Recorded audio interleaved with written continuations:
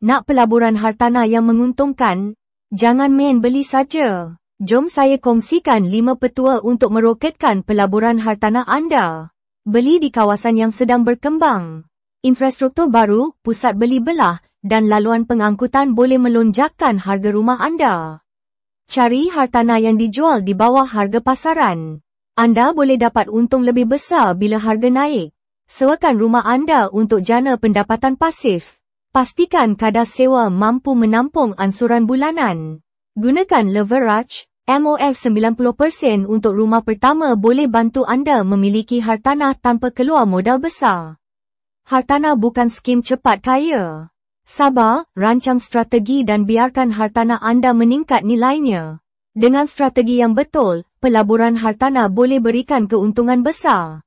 Jangan lupa like, share dan follow untuk lebih banyak tips pelaburan. Ada soalan atau topik yang anda nak tahu? Komen di bawah. Jumpa lagi di video seterusnya.